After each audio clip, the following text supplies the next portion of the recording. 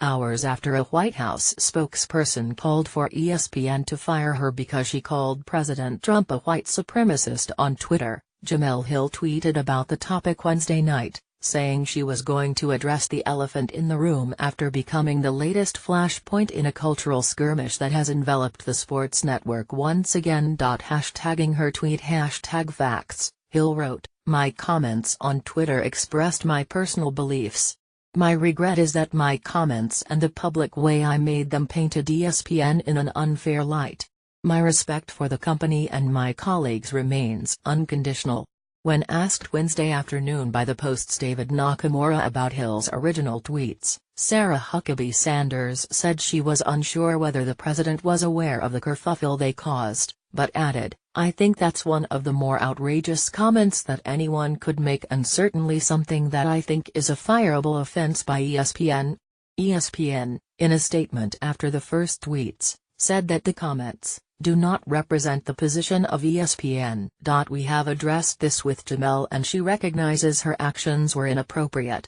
Hill, who is the co-host with Michael Smith of the network's signature Sports Center franchise at 6 p.m. EDT, was on the air Tuesday and Wednesday as the tweets were drawing loud reaction across the political spectrum, with some pointing out that the network fired Curt Schilling in April 2016 from its baseball broadcasts and accusing the network of pushing an increasingly liberal agenda, especially after Robert Lee was removed from the broadcast of a University of Virginia football game.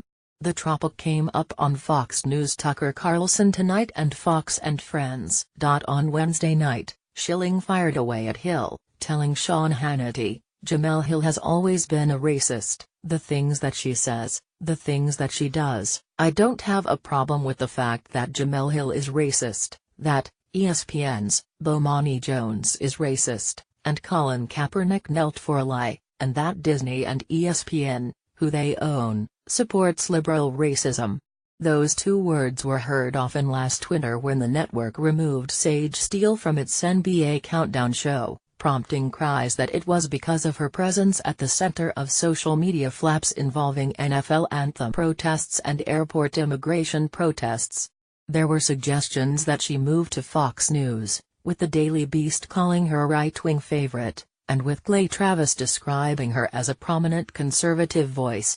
Steele now appears on SportsCenter AM and she described how she feels to the Post's Stan Steinberg last May. "I mean, honestly, one of the many beautiful things about being in your mid-40s is you just don't care anymore," she said. "I don't care.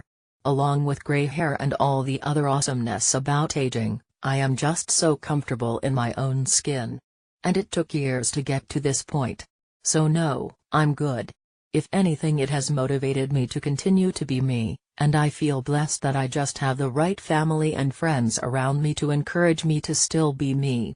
That's just what Hill was doing, too, and found support in the sports community and beyond. Colleagues, such as ESPN's Michael Wilbon, were supportive, and the "Pardon the Interruption" co-host tweeted to his 4.81 million followers, "Happy to stand with my friend and colleague Jemele Hill anytime and anywhere, especially now." His tweet has been favorited more than 55,000 times, retweeted more than 14,000 times and drawn more than 2,400 replies. Charles Pierce chastised ESPN in an SI.com post for straying from journalism and taking it to task for a statement he said was written by some bean counter or, worse, some bean counter's lawyer who is more concerned with the brand than he or she is concerned about standing by a valued employee when the wind begins to rise.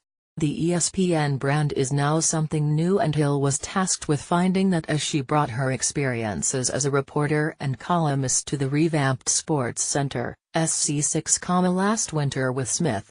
As ESPN adapts to cord cutting and has laid off employees, it has moved from rehashing sports news to analysis and commentary, encouraging its employees to express opinions and push the conversation forward.